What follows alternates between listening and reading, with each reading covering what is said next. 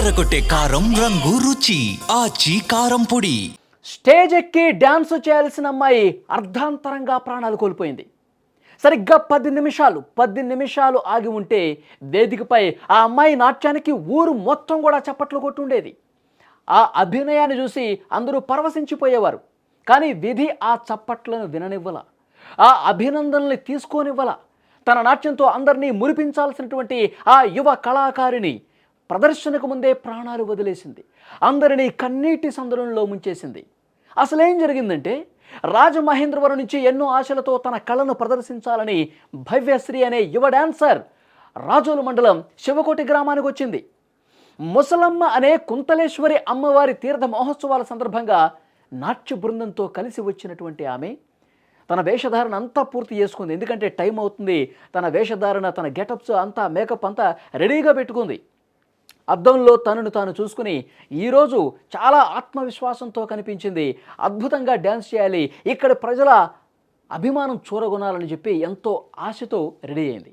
కొద్దిసేపట్లో స్టేజ్ ఎక్కి తన ప్రతిభను ఇక్కడి ప్రజలకు చూపించాలనుకుంది.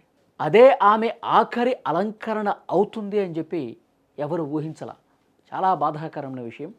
ప్రదర్శన ఇవ్వటానికి సిద్ధమై పై అంతస్తు నుంచి మెట్లు దిగి కిందకు వస్తున్నటువంటి సమయంలో ఒక్కసారి స్క్రీన్ మీద ఆ భవంతికి సంబంధించినటువంటి, ఆ మేడకు సంబంధించినటువంటి దృశ్యం కూడా మీరు స్క్రీన్ మీద చూస్తున్నారు. ప్రమాదం జరిగినటువంటి భవనం అది. అక్కడ ఉన్నటువంటి వాళ్ళు, నిర్వాహకులు ఎవరైతే ఉన్నారో ఈ డ్యాన్సర్ల బృందానికి అక్కడ అకామిడేషన్ ఇచ్చారండి. అక్కడ ఉండటానికి, స్టే చేయడానికి, మేకప్ వేసుకోవటానికి, వాళ్ళు తయారు కావటానికి వాళ్ళకి రూమ్స్ ఇస్తారు కదా, ఆ బిల్డింగ్లో ఇచ్చారు. పూర్తిగా నిర్మాణం కానటువంటి బిల్డింగ్ అది. క్లియర్గా అర్థమవుతుంది, మనకి స్క్రీన్ మీద కనిపిస్తుంది. ఆమె అంతా రెడీ అయిపోయి ఈరోజు అద్భుతమైనటువంటి ప్రదర్శన ఇవ్వాలి అని చెప్పి ఆత్మవిశ్వాసంతో ఆమె మెట్లు దిగి వస్తుండగా ఆ యువ కళాకారిణి ఎంత బాగుందో చూడండి. భవ్యశ్రీ స్టేజ్ మీద ఎన్నో అద్భుతమైనటువంటి ప్రదర్శనలు ఇచ్చి రాష్ట్ర వ్యాప్తంగా ఎంతో పేరు తెచ్చుకుంది. ఆ యువ కళాకారిణి ఒక్కసారి మెట్లు దిగి ఆ భవనం మీద నుంచి కిందికి వస్తున్నటువంటి క్రమంలో చెప్పులు ఆ మెట్ల దగ్గర మడతపడి, అంటే బెండ్ అయిపోయి సరిగ్గా అదుపు కోల్పోయింది. పూర్తిగా అదుపు తప్పి ఆమె జారిపోయి మెట్ల నుంచి నేరుగా కిందకు పడిందండి.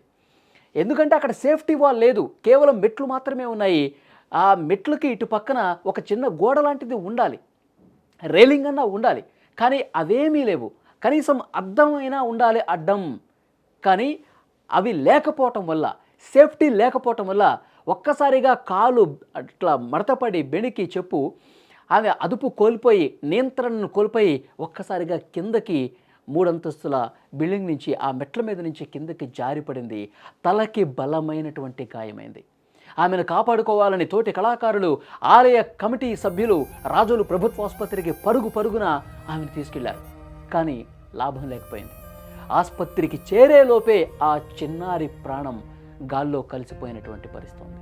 ఆ యువ కళాకారిణి ఎన్నో ఆశలతో తన కెరీర్కి సంబంధించి, తన లైఫ్కి సంబంధించి, ఇక భవిష్యత్తులో అద్భుతమైనటువంటి ప్రదర్శనలు ఇచ్చి రాష్ట్ర వ్యాప్తంగా మంచి పేరు సంపాదించాలనుకున్నటువంటి ఆ యువ కళాకారిణి అక్కడి నిర్వాహకులు చేసినటువంటి చిన్న తప్పిదము, వాళ్ళు చేసినటువంటి నిర్లక్ష్యము, ఇక్కడ ప్రమాదవశాత్తు ఈమె అదుపు తప్పి కిందకు పట్టము, ఇవన్నీ కూడా జరిగిపోయినాయి.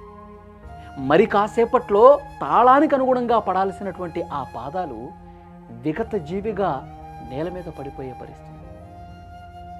ఆమె అభినయానికి అందరూ చప్పట్లు కొట్టాల్సినటువంటి అక్కడి చేతులు వాళ్ళ కన్నీళ్లు తుడుచుకుంటున్నాయండి. ఆ పరిసర ప్రాంతం మొత్తం కూడా ఒక్కసారిగా నిశ్శబ్దమైపోయింది.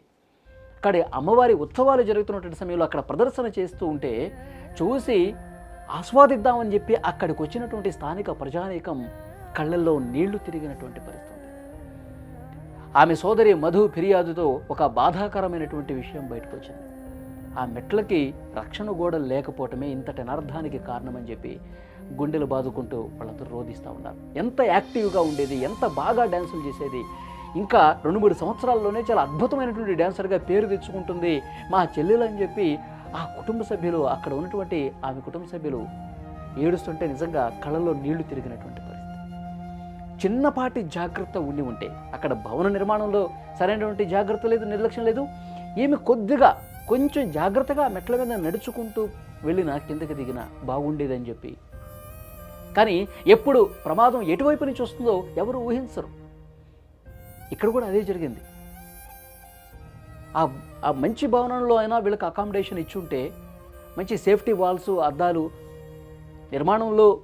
నిర్మాణం పూర్తయిపోయినటువంటి బిల్డింగ్ అన్న వాళ్ళకి రూమ్స్ ఏమైనా ఇచ్చుంటే బాగుండేది. ఇంత అనర్థం జరగకపోయి ఉండేది, ఇంత ఘోరం జరగకపోయి ఉండేది, ఇలాంటి ప్రమాదం జరగకపోయి ఉండేది. ఈరోజు అద్భుతంగా తన ప్రదర్శన ఇచ్చి అక్కడ వాళ్ళందరి చేత శభాష్ అనిపించుకొని ఉండేది కదా యువ డాన్సర్ అని చెప్పి అందరూ కూడా చాలా బాధపడుతున్నారు. ఆ నిండు ప్రాణం ఇలా బలి అవటం అనేది అక్కడ ఉన్నటువంటి కళాకారులు కావచ్చు, అక్కడ స్థానిక ప్రజలు కావచ్చు, వాళ్ళని పిలిపించుకున్నటువంటి నిర్వాహకులు కావచ్చు, ఎవరు కూడా జీర్ణించుకోలేనటువంటి పరిస్థితి. చాలా బాధపడుతూ ఉన్నారు. భవ్యశ్రీ రూపంలో ఒక వర్ధమాన కళాకారుణ్ణి ఈ లోకం కోల్పోయింది. అమ్మా నాన్నలకు కడుపు కోత మిగిలింది.